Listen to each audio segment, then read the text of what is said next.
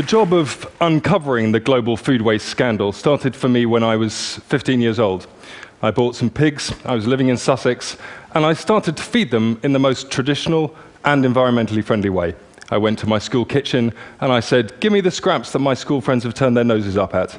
I went to the local baker and took their stale bread. I went to the local greengrocer and I went to a farmer who was throwing away potatoes because they were the wrong shape or size for supermarkets. This was great. My pigs turned that food waste into delicious pork. I sold that pork to my school friends' parents, and I made a good pocket money addition to my teenage allowance. But I noticed that most of the food that I was giving my pigs was in fact fit for human consumption, and that I was only scratching the surface, and that right the way up the food supply chain, in supermarkets, greengrocers, bakers, in our homes, in factories, on farms, we were hemorrhaging out food. Supermarkets didn't even want to talk to me about how much food they were wasting. I'd been round the back, I'd seen bins full of food being locked and then trucked off to landfill sites, and I thought, surely there is something more sensible to do with food than waste it. One morning, when I was feeding my pigs, I noticed a particularly tasty-looking sun-dried tomato loaf that used to crop up from time to time. I grabbed hold of it, sat down, and ate my breakfast with my pigs. That was the first act of what I later learned to call freeganism, really an exhibition of the injustice of food waste and the provision of the solution to food waste, which is simply to sit down and eat food rather than throwing it away. That became, as it were, a way of confronting large businesses in the business of wasting food and exposing, most importantly, to the public that when we're talking about food being thrown away, we're not talking about rotten stuff, we're not talking about stuff that's beyond the pale. We're talking about good, fresh food that is being wasted on a colossal scale. Eventually, I set about writing my book, really to demonstrate the extent of this problem on a global scale. What this shows is a nation-by-nation breakdown of the likely level of food waste in each country in the world. Unfortunately, empirical data, good, hard stats, don't exist. And therefore, to prove my point, I first of all had to find some proxy way of uncovering how much food was being wasted. So I took the food supply of every single country, and I compared it to what was actually likely to be being consumed in each country. That's based on diet intake surveys, it's based on levels of obesity, it's based on a range of factors that gives you an approximate guess as to how much food is actually going into people's mouths. That black line in the middle of that table is the likely level of consumption, with an allowance for certain levels of inevitable waste. There will always be waste. I'm not that unrealistic that I think we can live in a waste-free world. But that black line shows what a food supply should be in a country if they allow for a good, stable, secure, nutritional diet for every person in that country. Any dot above that line, and you'll quickly notice that that includes most countries in the world, represents unnecessary surplus and is likely to reflect levels of waste in each country. As a country gets richer, it invests more and more in getting more and more surplus into its shops and restaurants. And as you can see, most European and North American countries fall between 150 and 200% of the nutritional requirements of their population. So a country like America has twice as much food on its shop shelves and in its restaurants than is actually required to feed the American people. But the thing that really struck me when I plotted all this data, and it was a lot of numbers, was that you can see how it levels off. Countries rapidly shoot towards that 150 mark, and then they level off, and they don't really go on rising as you might expect. So I decided to unpack that data a little bit further to see if that was true or false. And that's what I came up with. If you include not just the food that ends up in shops and restaurants, but also the food that people feed to livestock, the maize, the soy, the wheat, that humans could eat, but choose to fatten livestock instead to produce increasing amounts of meat and dairy products, what you find is that most rich countries have between 3 and 4 times the amount of food that their population needs to feed itself. A country like America has 4 times the amount of food that it needs. When people talk about the need to increase global food production, to feed those 9 billion people that are expected on the planet by 2050, I always think of these graphs. The fact is we have an enormous buffer in rich countries between ourselves and hunger. We've never had such gargantuan surpluses before. In many ways, this is a great success story of human civilization, of the agricultural surpluses that we set out to achieve 12,000 years ago. It is a success story. It has been a success story. But what we have to recognize now is that we are reaching the ecological limits that our planet can bear. And when we chop down forests, as we are every day, to grow more and more food, when we extract water from depleting water reserves, when we emit fossil fuel emissions in the quest to grow more and more food, and then we will throw away so much of it, we have to think about what we can start saving. And yesterday, I went to one of the local supermarkets that I often visit to inspect, if you like, what they're throwing away. I found quite a few packets of biscuits amongst all the fruit and vegetables and everything else that was in there. And I thought, well, this could serve as a symbol for today. So I want you to imagine that these 9 biscuits that I found in the bin represent the global food supply. Okay? We start out with 9. That's what's in fields around the world every single year. The first biscuit we're going to lose before we even leave the farm.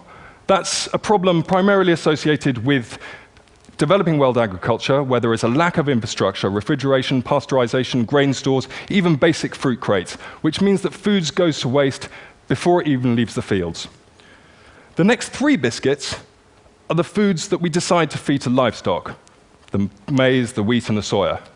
Unfortunately, our beasts are inefficient animals, and they turn 2/3 of that into feces and heat. So we've lost those 2, and we've only kept this one in meat and dairy products.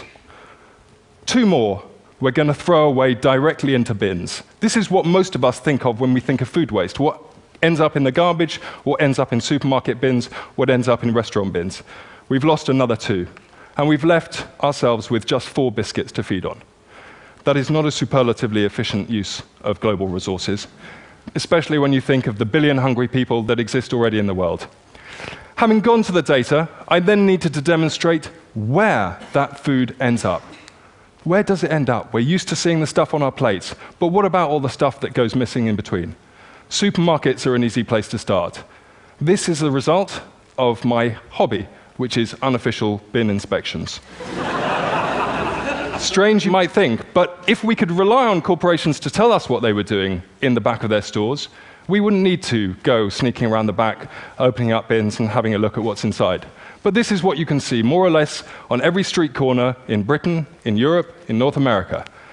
It represents a colossal waste of food. But what I discovered whilst I was writing my book was that this very evident abundance of waste was actually the tip of the iceberg.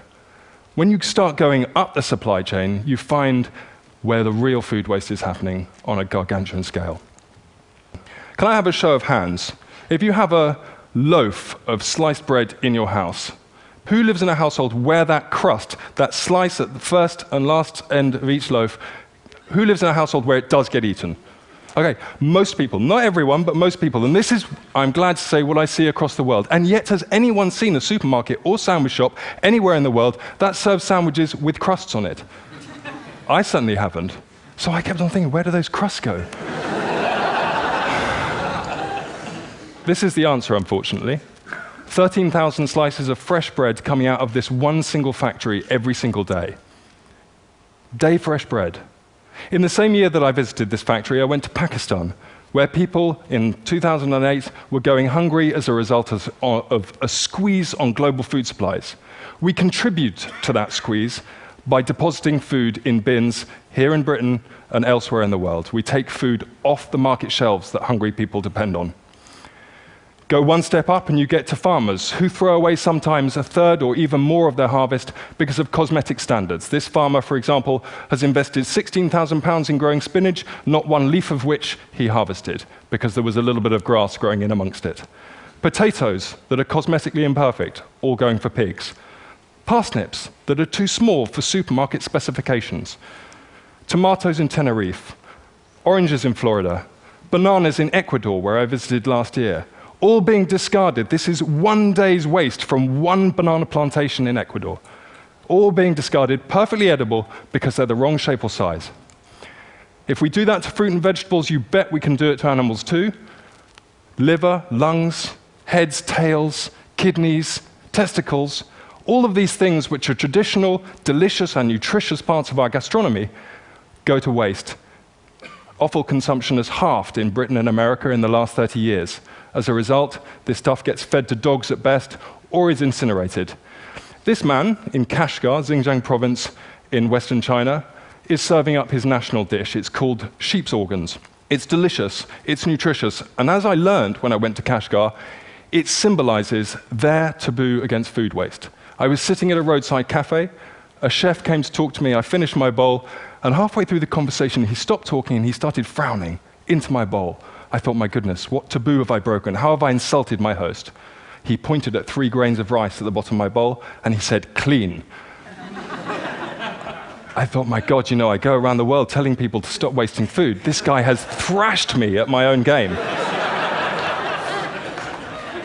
But it gave me faith. It gave me faith that we, the people, do have the power to stop this tragic waste of resources. If we regard it as socially unacceptable to waste food on a colossal scale, if we make a noise about it, tell corporations about it, tell governments, we want to see an end to food waste, we do have the power to bring about that change. Fish, 40 to 60% of European fish are discarded at sea. They don't even get landed. In our homes, we've lost touch with food. This is an experiment I did on 3 lettuces. Who keeps lettuces in their fridge? Most people. The one on the left was kept in a fridge for 10 days. The one in the middle on my kitchen table, not much difference. The one on the right, I treated like cut flowers. It's a living organism. Cut the slice off, stuck it in a vase of water. It was all right for another 2 weeks after this. Some food waste, as I said at the beginning, will inevitably arise. So the question is, what is the best thing to do with it? I answered that question when I was 15. In fact, humans answered that question 6,000 years ago. We domesticated pigs to turn food waste back into food. And yet, in Europe, that practice has become illegal since 2001 as a result of the foot and mouth outbreak. It's unscientific, it's unnecessary. If you cook food for pigs, just as if you cook food for humans, it is rendered safe. It's also a massive saving of resources. At the moment, Europe depends on importing millions of tons of soy from South America, where its production contributes to global warming, to deforestation, to biodiversity loss, to feed livestock here in Europe. At the same time, we throw away millions of tons of food waste, which we could and should be feeding them. If we did that and fed it to pigs, we would save that amount of carbon. If we feed our food waste, which is the current sort of government favorite way of getting rid of food waste, to anaerobic digestion, which turns food waste into gas to produce electricity, you save a paltry 448 kilograms of carbon dioxide per ton of food waste. It's much better to feed it to pigs. We knew that during the war. A silver lining. It has kicked off globally the quest to tackle food waste. Feeding the 5,000 is an event I first organized in 2009. We fed 5,000 people, all on food that otherwise would have been wasted. Since then, it's happened again in London, it's happening internationally and across the country. It's a way of organizations coming together to celebrate food, to say the best thing to do with food is to eat and enjoy it, and to stop wasting it. For the sake of the planet we live on, for the sake of our children, for the sake of all the other organisms that share our planet with us, we are a terrestrial animal and we depend on our land for food. At the moment, we are trashing our land to grow food that no one eats. Stop wasting food. Thank you very much.